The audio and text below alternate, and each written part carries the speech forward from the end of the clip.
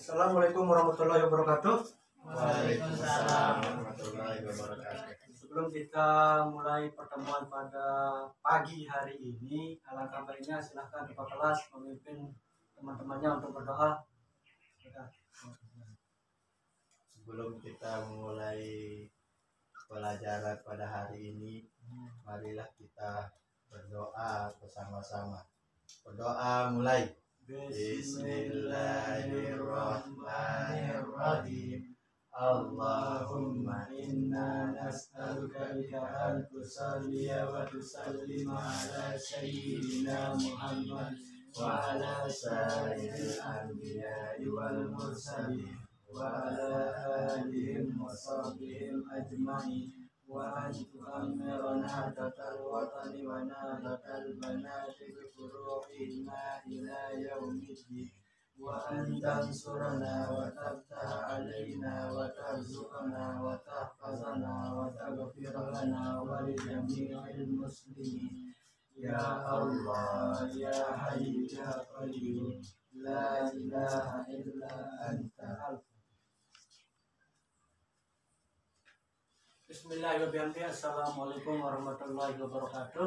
Waalaikumsalam warahmatullahi wabarakatuh. Alhamdulillahirabbil alamin. Wassalatu wassalamu ala asrofil mursalin sayyidina Muhammadin wa ala alihi washabbihi ajmain. Amma ba'du.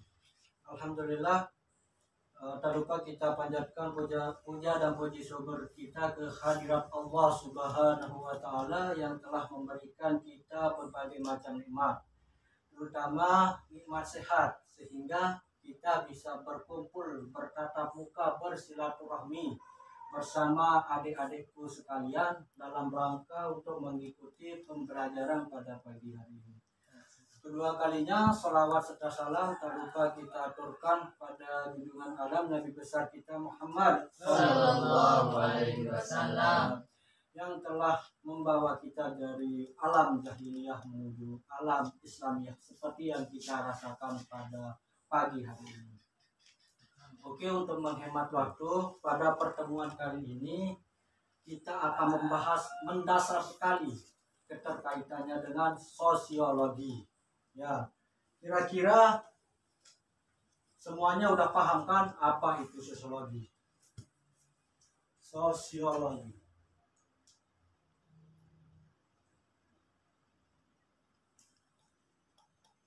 Kira-kira di benak atau di pikiran teman-teman sekalian ini apa sih sosiologi itu? Ada yang tahu? Sosial, Pak. Sosial. Terus ada lagi? Apa? Oke. Sosiologi ini berasal dari dua kata.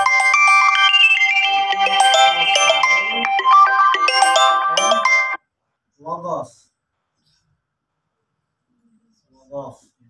Sosial ini artinya masyarakat.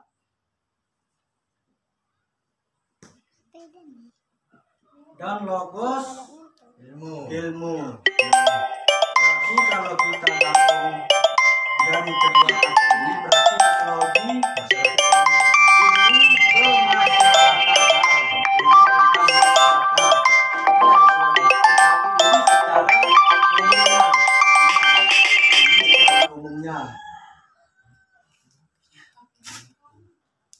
Ini secara umumnya ya, ilmu yang mempelajari tentang bagaimana bermasyarakat yang baik dan benar. Itulah sosiologi. Beda lagi konteksnya, kalau ilmu menurut sosiologi itu menurut ilmu pengetahuan. Ya. Sosiologi menurut ilmu pengetahuan itu ialah yang memusatkan perhatian pada segi-segi kemasyarakatan yang bersifat umum dan berusaha untuk memperoleh pemaparan kehidupan warga untuk mengayomi masyarakat. Itulah sosiologi. Hey baby. Bagaimana untuk mengayomi masyarakat secara umumnya. Ya, ini menurut ilmu pengetahuan. Beda lagi kalau menurut metode. Kalau sosiologi menurut metode itu adalah cara-cara berpikir kita untuk mengungkapkan realitas sosial dalam masyarakat dengan prosedur dan teori yang dapat dipertanggungjawabkan secara ilmiah. Nah, gitu. Misalkan di dalam masyarakat pasti akan menemukan suatu problem. Nah, menurut metode di sini segala sesuatu yang terjadi di masyarakat itu bisa dikaji dengan teori. Dan teori itu sudah dipertanggungjawabkan, sudah melewati bagaimana sesuatu hal yang dapat dikaji menurut akal pikiran manusia itu.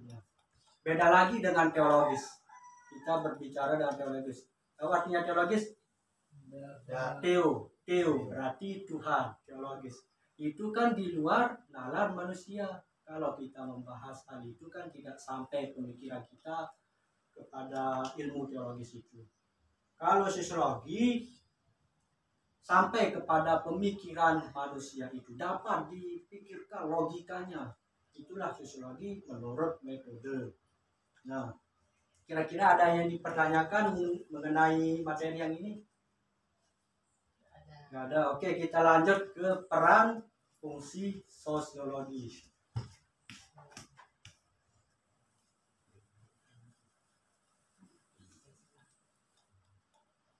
Peran sosiologi. Peran.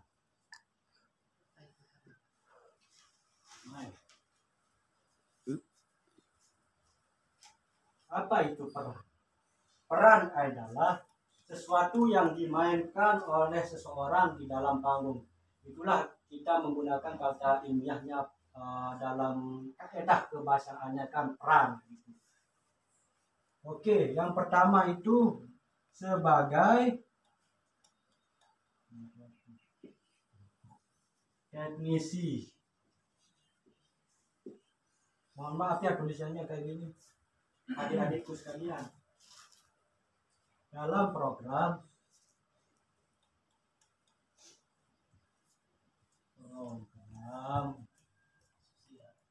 kegiatan masyarakat,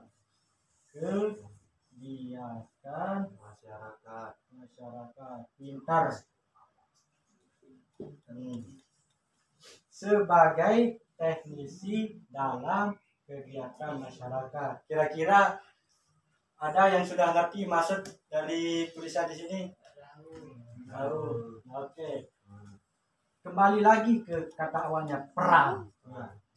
Bagaimana sih fungsi yang dilakukan sosiologi itu di masyarakat? Nah, sebagai teknisi dalam program kegiatan masyarakat, misalkan di dalam instansi pemerintah desa kan untuk yang berkaitan dengan sosiologis itu bagaimana untuk kemaslahatan masyarakatnya. Nah, diperlukan sekali orang-orang yang memiliki bakat atau jiwa yang ilmu pengetahuannya yang tinggi di dalam sosiologi. Bagaimana untuk mengayomi masyarakat tersebut, bagaimana untuk kesejahteraan masyarakat tersebut. Disitulah peran sosiologi. Nah, di situ peran sosiologi. Bukan sekedar hanya untuk mempelajari ilmunya kayak gimana, tetapi penerapannya yang sangat-sangat diperlukan sekali, khususnya di dalam masyarakat. Yang kedua itu adalah sebagai konsultan kebijaksanaan.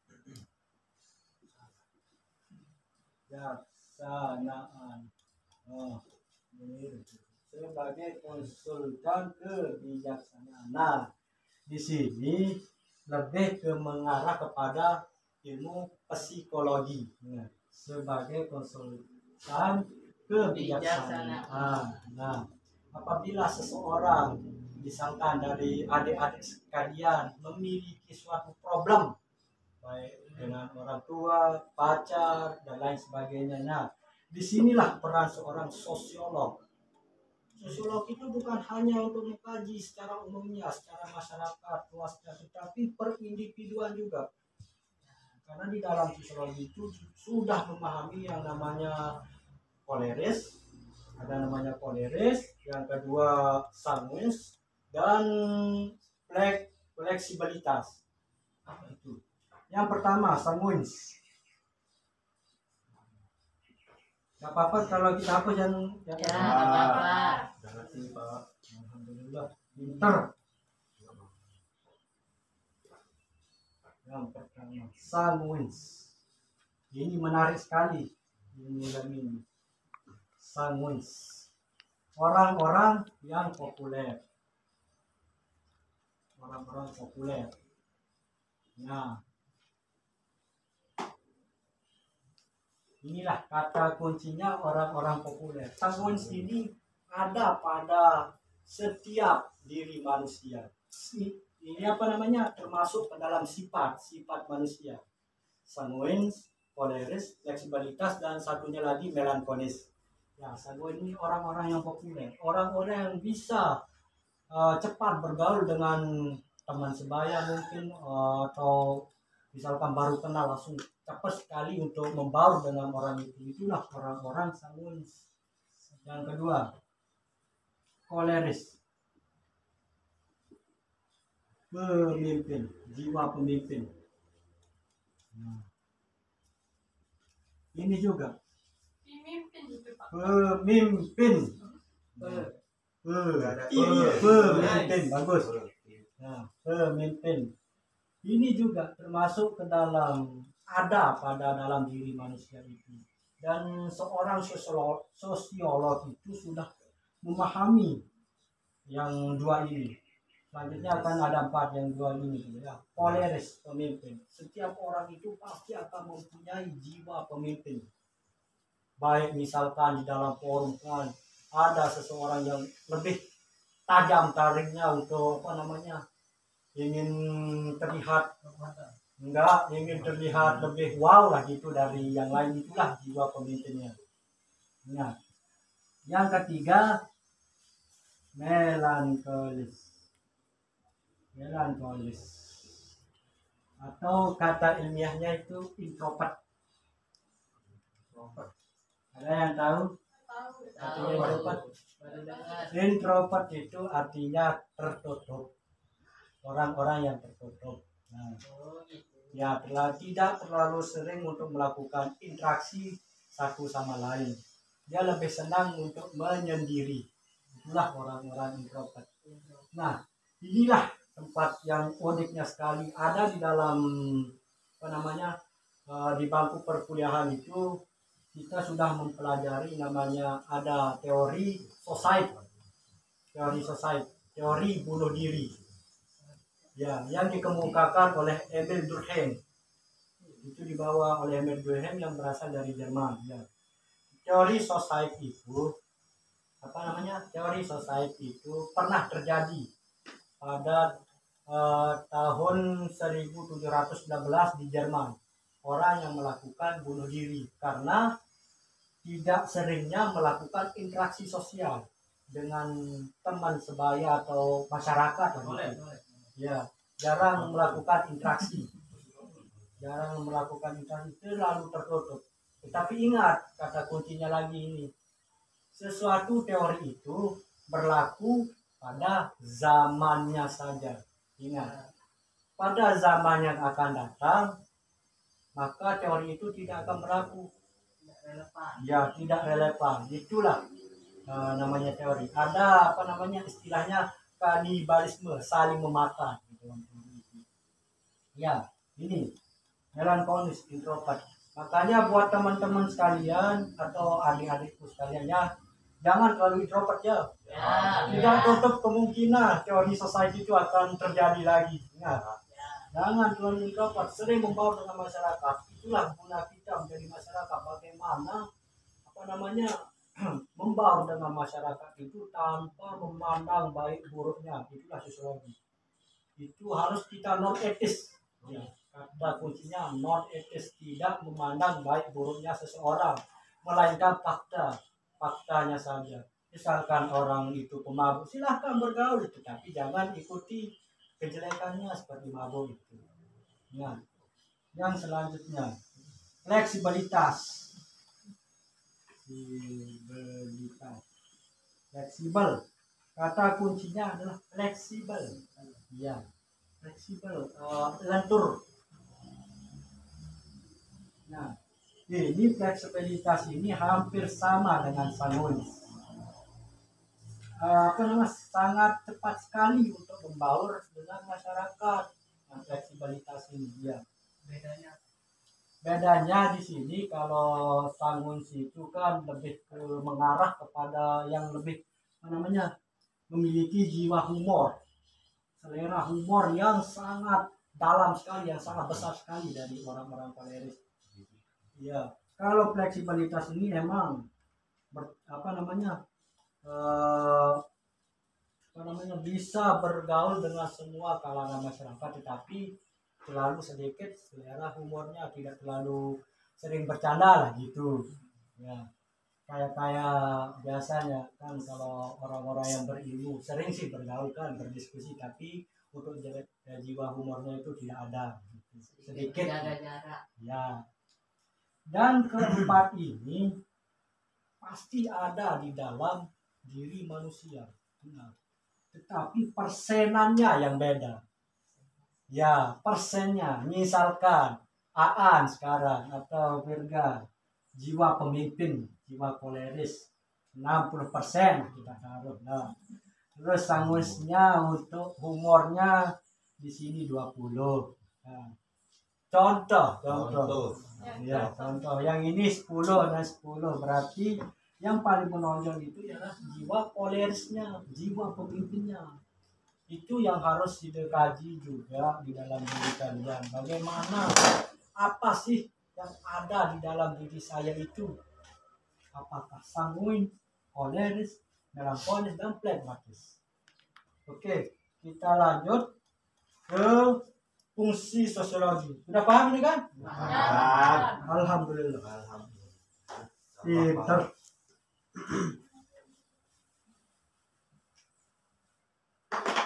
Kita berlanjut ke fungsi. Fungsi.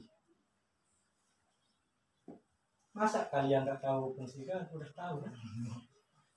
Kegunaan. Apa fungsi kita makan? Ya, supaya ada tenaga untuk melakukan kegiatan-kegiatan yang notabene-nya positif. Ingat itu. Kita bukan hanya berbicara tentang sosial saja, tapi kita berbicara sedikit tentang agama di sini. Perencanaan, fungsi sosiologi yang pertama itu perencanaan. Oke. Untuk mengetahui perkembangan masyarakat dalam memberikan solusi untuk menciptakan ketertiban. Tidak usah kita bacakan saja ya. Untuk mengetahui perkembangan masyarakat dan memberikan solusi untuk menciptakan ketertiban. Nah, di sini peran sosiologi yang pertama itu ialah kita bisa tahu bagaimana perkembangan, misalkan di sini di desa Rensing Raya ini kan, bagaimana sih perkembangan desa kita ini kalau masyarakatnya begini, instansi pemerintahannya begini, forum-forum untuk mengikat suatu masyarakat itu begini, bagaimana sih perkembangannya untuk selanjutnya gitu.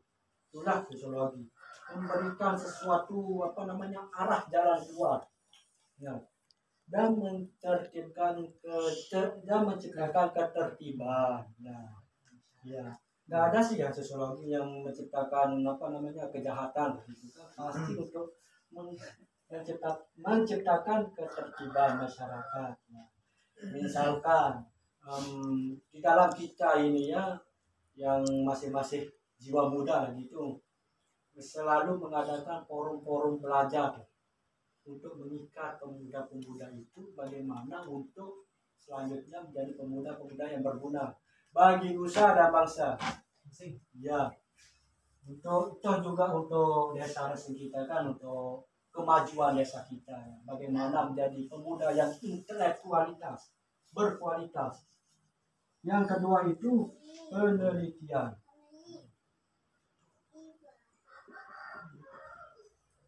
Penelitian. Yang pertama itu ialah memahami simbol kode yang digunakan masyarakat. Ingat, simbol atau kode yang digunakan masyarakat. Misalkan secara umum aja ya, kalau kita melari ke agama sebetulnya. Kalau udah azan kan berarti kode untuk kita melaksanakan sholat. Kalau di masyarakat kan kalau orang pergi apa namanya beli kelapa, beli apa namanya ambil apa pohon pisang itu berarti mau adakan begawe gitu. Sebab kita harus paham itu. Sosiologi itu harus peka misalnya. Bagaimana apa namanya perubahan-perubahan yang terjadi di masyarakat itu kita harus paham. Ya, bagaimana apa namanya untuk memberikan jalan keluar nantinya harus paham dulu permasalahannya atau kode-kode yang diberikan masyarakat. Bukan hanya yang di pacaran aja kan, kalau kode kejut-kejut gitu jangan suka. Bukan itu aja kan. Nah, yang kedua itu adalah pemahaman terhadap pola tingkah laku masyarakat. Nah, seperti yang saya jelaskan tadi kan, yang secara individualis itu yang 4 sifat yang dimiliki oleh seorang manusia itu ini masuk ke dalam memahami terhadap pola tingkah laku manusia. Itu kalau secara umum ya berkaitan sekali dengan yang dilakukan penelitian ini ya. Sangat berkaitan sekali. Apabila orang yang mau begawe pasti beli kelapa, ngambil pohon pisang gitu kan. Oke.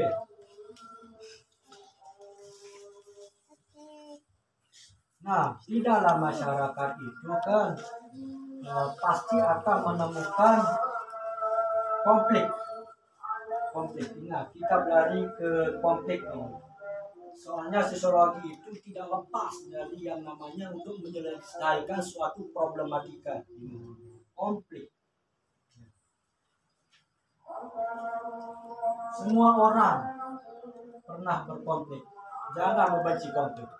Konflik itu adalah anugerah Tuhan yang paling indah. Itulah kata dosen saya di kampus dari Bapak Nurul Soleh.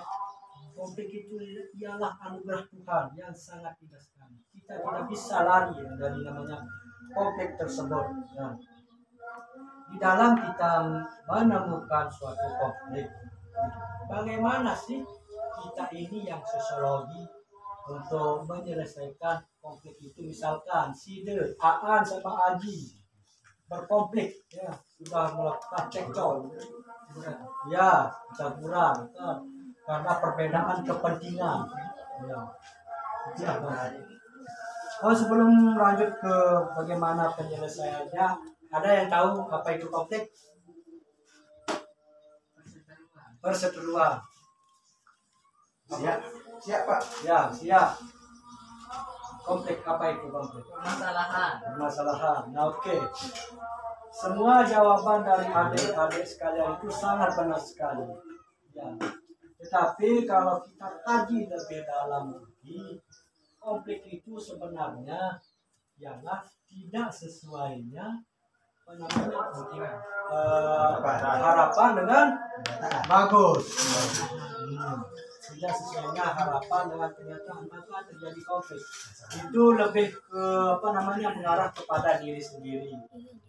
Konflik verbal namanya, konflik internal. Kalau kita beranjak lagi ke masalah konflik antara kelompok dengan kelompok, beda lagi definisinya. Nah, misalkan seperti yang saya bilang tadi, Aji baku hantam dengan Aan. Bagaimana sih peran sosiologi di sana? Nah, yang pertama itu ada namanya konsiliasi. Ada yang tahu konsiliasi? Melalui lembaga.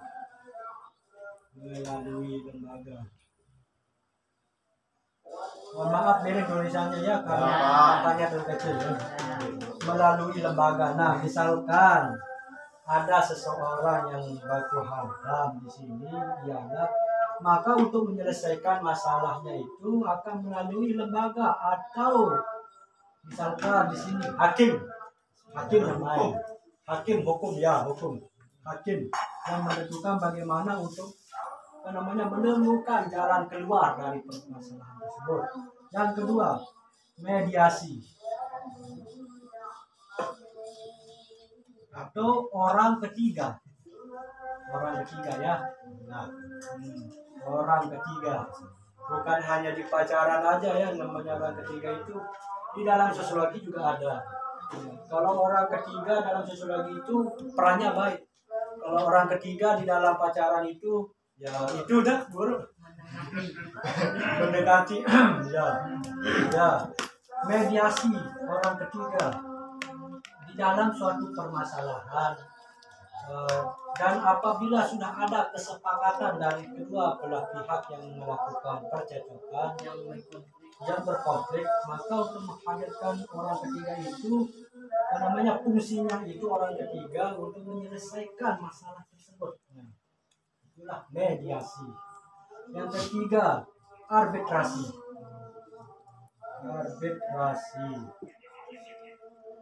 Perwasitan dengan orang ketiga walaupun terpaksa. Nah, ini hampir sama ya dengan mediasi, tetapi di dalam orang yang berkonflik itu terpaksa untuk menghadirkan orang ketiga tanpa ada persetujuan dari kedua belah pihak. Terpaksa kita untuk menghadirkan orang ketiga untuk menyelesaikan masalahnya.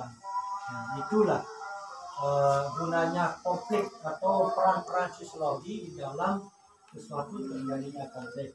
Nah, sampai sini ada yang mau ditanyakan? Silakan. Mengenai penjelasan dari awal garis besar dasar-dasar sosiologi itu, silakan.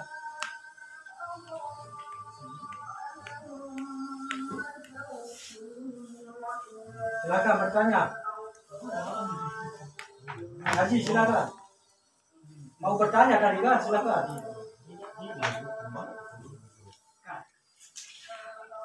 Dalam menemukan suatu problem di masyarakat, bagaimana peran sosiologi di sana? Nah, peran sosiologi di sana. Udah saya jelaskan tadi ya, panjang lebar sekali ya bagaimana peran sosiologi di dalam masyarakat itu, khususnya untuk menyelesaikan suatu permasalahan problem. Oke. Sangat banyak sekali yang ditawarkan sosiologi untuk menyelesaikan suatu permasalahan. Lari lagi bagaimana masalah itu. Misalkan kayak yang saya sebutkan tadi itu kan, misalnya konflik, percekcokan, side dengan akar saling baku hantam. Bagaimana sih para sosiologi di sana ya untuk beleranya? Sebelum kita belerah harus kita tahu bagaimana permasalahannya sih. Gak bisa langsung menjudge bahwa kamu yang salah, kamu yang benar. Kita harus tanyakan satu persatu dulu bagaimana persalahannya, alur permasalahannya gimana. Maka dari itu kita sebagai seorang sosiolog itu bisa memberikan solusi dari suatu problematika itu. Ya, itulah kira-kira bisa dipahami. Bisa. Ada yang bertanya lagi? Silakan. Ada yang mau bertanya? Silakan. Tadi kan sudah dijelaskan kalau sosiologi itu erat kaitannya dengan masyarakat dan individu. Ya. Yang saya mau tanyakan, apakah ada kaitannya sosiologi itu dengan psikologi seorang individu? Terima kasih. Ya, sangat berbobot sekali pertanyaan dari teman kita Gifty Amalis ini ya. Ya, sosiologi itu pada dasarnya mengkaji masyarakat secara umum. Tidak tutup kemungkinan mengkaji seseorang itu masyarakat secara khusus, perindividuan ya. Ingat, perindividuan. Sudah saya jelaskan tadi kan, seorang sosiologi itu sudah menguasai empat sikap yang ada di dalam diri manusia. Nah, Ya, seperti yang tadi itu, melankolis, sanguins, koleris, dan fleksibilitas. Nah, dari itu kalau seorang sosiolog sudah mengetahui keempat sifat itu yang ada di dalam diri manusia, maka akan cepat untuk menyimpulkan bagaimana orang ini kan, bagaimana sifatnya lah gitu. Nah, saya kasih bocoran sedikit ini sebagai ilmu plusnya di dalam kita belajar pada pagi ini ya.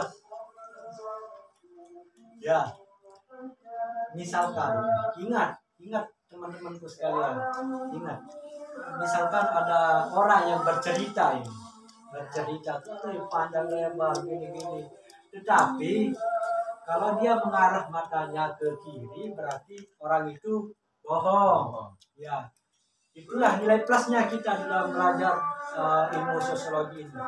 Baik secara umum kita dapat, secara masyarakat individualisnya juga kita dapat, atau ilmu psikologisnya kita dapat di sini. Ya, benar. Oke. Sudah dipahami? Sudah. Alhamdulillah. Oke. Kalau nggak ada yang mau ditanyakan lagi, kita cukupkan pertemuan kita sampai di sini ya. Ya, semoga pada pertemuan kita pagi ini mendapatkan ilmu yang barokah. Amin. Nah, sampai bertemu lagi di pelajaran selanjutnya ya. Wabillahi taufiq wal hidayah. Assalamualaikum warahmatullahi taala wabarakatuh. Waalaikumsalam warahmatullahi wabarakatuh.